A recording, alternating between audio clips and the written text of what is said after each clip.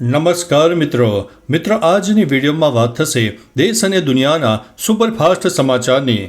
સૌપ્રથમ વાત કરીએ તો અમદાવાદથી દુઃખના સમાચાર સામે આવી રહ્યા છે। અમદાવાદમાં એક આગની ઘટના બની છે।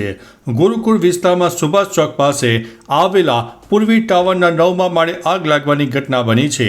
ઘટનાનું કારણ ગેસનો બોટલ ફાટવાનું સામે આવ્યું છે। ઘટનામાં કોઈ જાનહાનિના સમાચાર નથી।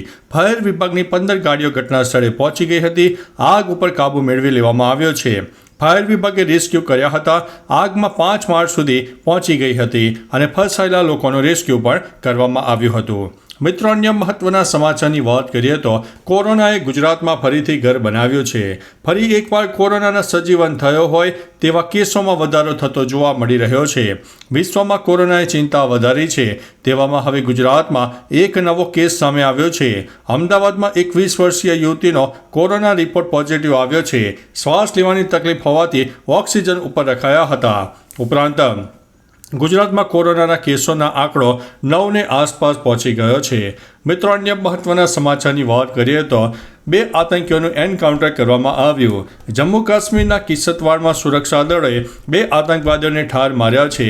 સવારથી જ અહીં આતંકવાદીઓ અને સુરક્ષા દળો વચ્ચે એન્કાઉન્ટર ચાલી રહ્યું હતું। આખરે સૈનિકોને મોટી સફળતા મળી છે અને તેમણે બંને આતંકવાદીઓને ઠાર કર્યા છે। મિત્રો, અન્ય મહત્વના સમાચારની વાત કરીએ તો મુખ્યમંત્રીનો મોટો નિર્ણય, લોકોને થશે મોટો ફાયદો। મુખ્યમંત્રી ભૂપેન્દ્રભાઈ પટેલ સમક્ષ ઉત્તર ગુજરાત અને સૌરાષ્ટ્રના વિસ્તારોમાં કિસાન અગ્રણીઓ દ્વારા કરેલી રજૂઆતોનો સંવેદનાત્મક પ્રતિસાદ આપતા તેમણે આ ખેડૂતલક્ષી નિર્ણય કર્યો છે। મુખ્યમંત્રીએ તારીખ 30મી જૂન 2025 સુધી નર્મદાનું 30,689 MCFT પાણી ઉત્તર ગુજરાત અને સૌરાષ્ટ્રના વિસ્તારોમાં ફાળવવાનો નિર્ણય કર્યો છે। ઉત્તર ગુજરાત માટે નર્મદાનું 14,539 MCFT અને સૌરાષ્ટ્ર માટે 16,150 MCFT પાણી અપાશે। મિત્રો, અન્ય મહત્વના સમાચારની વાત કરીએ તો ભારતે પાકિસ્તાન હાઈ કમિશનના અધિકારીને હાંકી કાઢ્યા છે।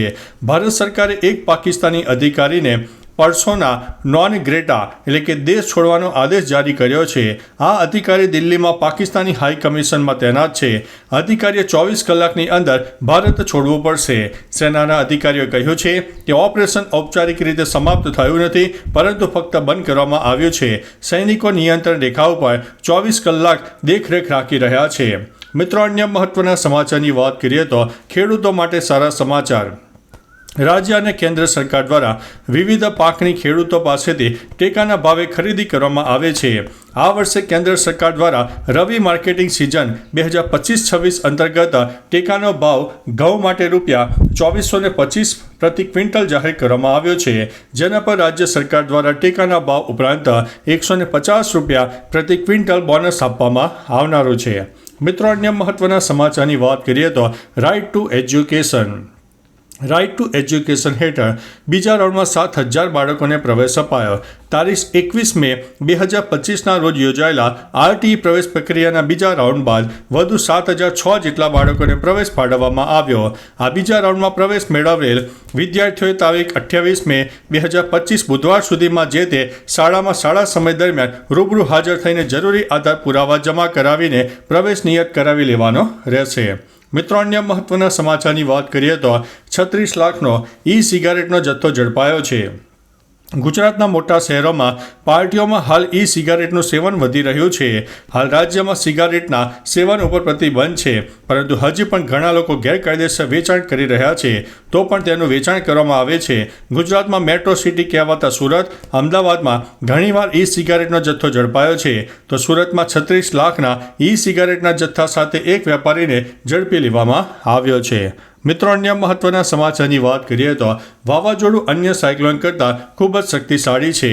અરબ સાગરમાં વાવાઝોડું બનવાના પરિબળો સક્રિય થયા છે।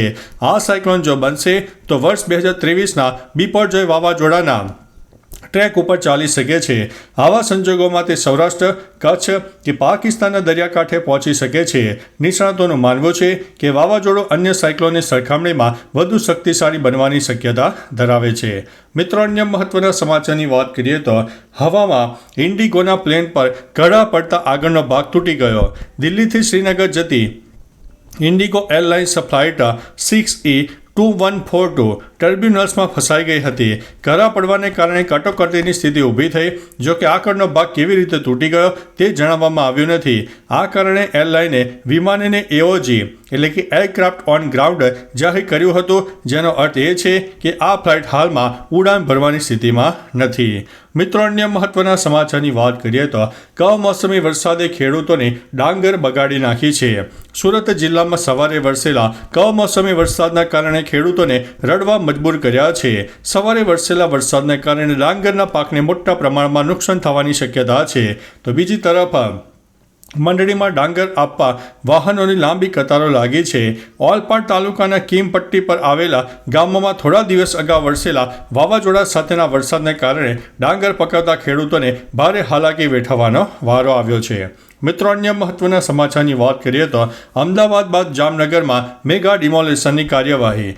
જામનગર દ્વારા રિવરફ્રન્ટ પ્રોજેક્ટને લઈને કાલાવડ નાકા બહારથી લઈને છેક નાગેશ્વર વિસ્તાર સુધીમાં નદીના પટમાં ખડકી દેવાયેલા દબાણોને દૂર કરવા માટેની કાર્યવાહી ચાલી છે.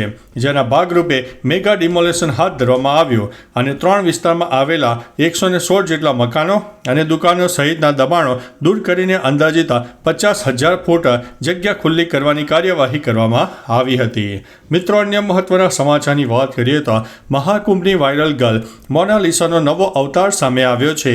યુપીના પ્રયાગરાજ મહાકુંભથી ચર્ચામાં આવેલી મોનાલિસા હવે હિરોઈન બની ગઈ છે. તેના નવા મ્યુઝિક વિડીયોનો ફર્સ્ટ લુક સામે આવ્યો છે અને ટૂંક સમયમાં આ વિડીયો પણ રિલીઝ થશે. મોનાલિસા સોશિયલ મીડિયાની ક્વીન બની ગઈ છે. હવે મોડી બ્રાન્ડ તરીકે તે કામ કરી રહી છે. તાજેતરમાં તેણે અમાયરા આભૂષણ સાથે તેનું પહેલું ફોટોશૂટ પણ કરાવ્યું છે. મિત્રો, અન્ય મહત્વના સમાચારની વાત કરીએ તો દેશમાં ફરીથી કોરોનાના કેસ વધવા લાગ્યા. ચિંતાજનક સમાચાર સામે આવી રહ્યા છે. દેશમાં ફરી એકવાર કોરોના વાયરસે ચિંતા વધારી છે. જાન્યુઆરીથી અત્યાર સુધીમાં મહારાષ્ટ્રમાં 2 વ્યક્તિના મૃત્યુ થયા છે. આ મહિને મહારાષ્ટ્રમાં 106 અને કેરળમાં 182 નવા કેસ નોંધાયા છે. બંને રાજ્યોમાં દર્દીની સારવાર ચાલુ છે અને લોકોને સતર્ક રહેવાની સલાહ આપવામાં આવી છે. આરોગ્ય વિભાગે જણાવ્યું છે કે શરદી, ગળામાં દુખાવો, ઉધરસ અને શ્વાસ લેવામાં તકલીફથી પીડાતા લોકોએ માસ્ક પહેરવા જોઈએ. મિત્રો, અન્ય મહત્વના સમાચારની વાત કરીએ તો રાજસ્થાનમાં ગરમીએ તોડ્યા છે તમામ રેકોર્ડ. રાજસ્થાનનો ઝુંઝુન જિલ્લો રાજ્યનો સૌથી ગરમ સ્થળ રહ્યું છે. પિલાની હવામાન કેન્દ્રના જણાવ્યા અનુસાર નવતપા શરૂ થાય તે પહેલાં જ બુધવારે જિલ્લાનું તાપમાન 47.2 ડિગ્રી સેલ્સિયસ નોંધાઈ ગયું હતું.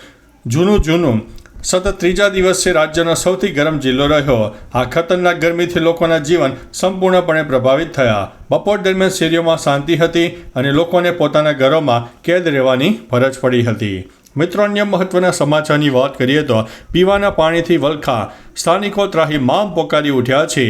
દાણી લીમડા વોર્ડમાં આવેલા ગીતા મંદિર મજૂર ગામમાં કાંકરિયા ભુલાભાઈ વિસ્તારમાં છેલ્લા 3 મહિનાથી પીવાના પાણીથી વલખા મારતા સ્થાનિકો ત્રાહિમામ પોકારી ઉઠ્યા છે અને પીવાના પાણીની જગ્યાએ ગટરના પાણી મળતા લોકોમાં રોષ ભભૂકી ઉઠ્યો છે. મ્યુનિસિપલ તંત્રના અધિકારીઓને ફરિયાદ કરવા છતાં અધિકારીઓના પેટનું પાણી પણ હાલતું નથી. જોકે સ્થાનિકો દ્વારા આંદોલનની ચીમકી પણ ઉચ્ચારાઈ છે. તો ચાલો મિત્રો, ફરીથી દેશ અને દુનિયાના સુપરફાસ્ટ સમાચાર લઈને મળતા રહીશો. ત્યાં સુધી અમને રજા આપશો. નમસ્તે.